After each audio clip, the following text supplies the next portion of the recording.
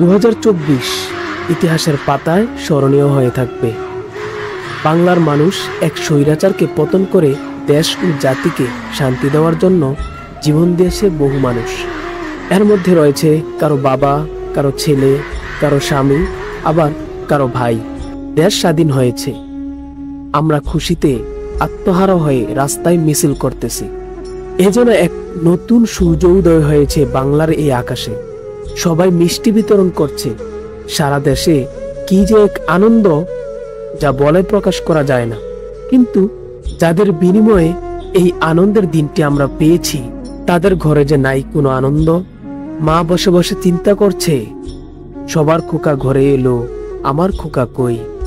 মেয়ে বলছে, সবার বাবা ঘরে এলো, আমার বাবা কই। একইভাবে সবাই সবার প্রিয়জনদের অনুপস্থিতির কষ্টে বুক ভারী করে বসে আছে চুপচাপ। সেই বাস্তব একটি চিত্র আমি আজকে তুলে ধরলাম। নাম রামিসা তাবাসসুম ইলমা।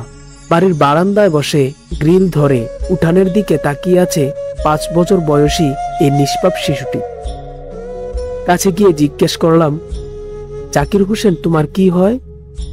মলিন মুখে জবাব দিল, আমার বাবা। সঙ্গে সঙ্গে সতর্কবার্তায় জানালো, আমার বাবার কথা দাদা দাদুর কাছে বইলেন না, কান্না করবেন তারা। কথোপকথনের আওয়াজ শুনে বাড়ি থেকে বেরিয়ে এলেন এক বৃদ্ধ। কৌতূহলে এগিয়ে এলেন প্রতিবেশীদের অনেকেই। এই বৃদ্ধের নাম জামাল উদ্দিন দয়াল। তার একমাত্র ছেলে জাকির হোসেন রানা, বয়স মাত্র 33 বছর। ছাত্র জনতার এক দফা দাবির আন্দোলনে গিয়ে 5 আগস্ট গাজীপুরের পল্লী বিদ্যুৎ মোড়ে গুলিবিদ্ধ হয়ে শহীদ হয়েছেন। জামাল উদ্দিনের সঙ্গে কথোপকথনের সময় তার কোলে এসে বসে নাতি ইলমা। আবার কথা হয় তার সঙ্গে। ইলমা বলে, আমার বাবাকে ছাড়া আমি ঘুমাই না, কিন্তু এখন আর আমার বাবা আসে না, মার সঙ্গে ঘুমাইতে হয়। বাবা অফিসে গেছে, এরপর আর ফিরে আসে নাই। ঝলমলে চোখে ইলমার এমন অনর্গল কথায় সেখানে উপস্থিত সবাই হুহু করে কান্নায় ভেঙে পড়েন। নাতিকে জড়িয়ে ধরে নিজেকে সামলে নেওয়ার চেষ্টা করেন দাদা জামাল উদ্দিন।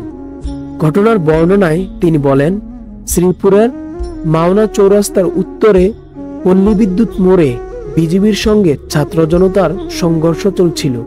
ওই সময় সেখানে বিজিবির গুলিতে মারাত্মক আহত হন জাকির। এর কিছুক্ষণ পর ছেলের মৃত্যুর সংবাদ পান তারা। 5 আগস্ট শেখ হাসিনা সরকারের পতনের কিছুক্ষণ পর শ্রীপুরের ঢাকা ময়মনসিংহ মহাসড়কের পল্লী বিদ্যুৎ মোড়ে উত্তেজিত ছাত্র জনতার সঙ্গে বিজিবির সদস্যদের সংঘর্ষ হয়। এতে গুলিবিদ্ধ হয়ে 5 জন নিহত হন।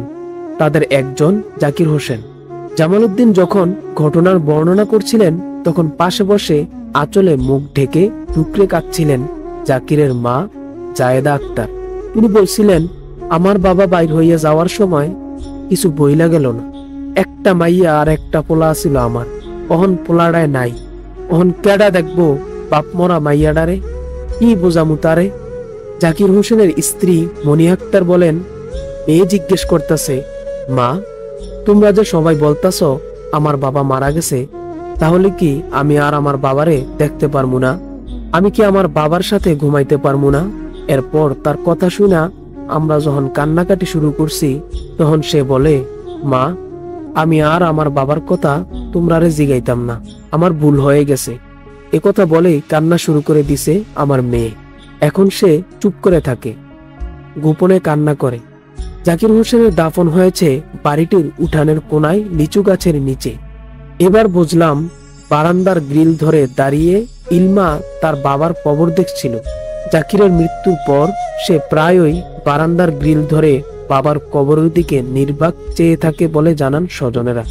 ইলমা যেখানে দাঁড়িয়ে বাবাকে খোঁজে, সেখান থেকে জাকিরের কবরের দূরত্ব 15 ফিটের বেশি নয়।